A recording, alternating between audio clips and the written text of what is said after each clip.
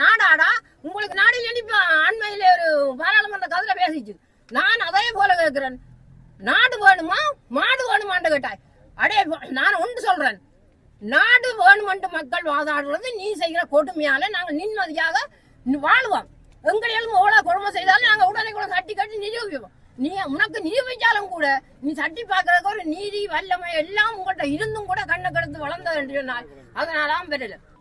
நாடு வேணுமா மாடு வேணுமான்ட்டு நாட்டையும் பிடிச்சு மாட்டையும் பிடிச்சு கிடக்கிற காணி பூமி சொத்து சுதந்திரத்தையும் அழிச்சு கிடக்கிற பயிரோடிகள் எல்லாத்தையும் அழிச்சு விட்டுட்டு தனி நாடு தானே உங்களுக்கு வேணும்னு கேட்ட நீங்கள் போங்கூட நாயாலே போய் தனியா இருங்கொண்டு அண்டையில இருந்த நீ போட்ட பிச்சை எண்ணிப்பார்.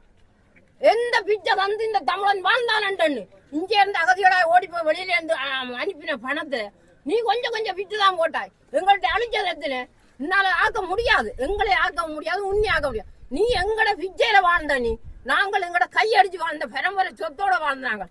குருந்தூர் மலையில வந்திருந்த காலத்தை இருந்து நாங்கள் நடுக்க போய் வந்து இப்ப மூழ்கொடி ஏற்றதுக்கு பின்னாலே எங்களை திரட்டி விட்டுட்டு இதுக்குதான் திரத்தினேன்.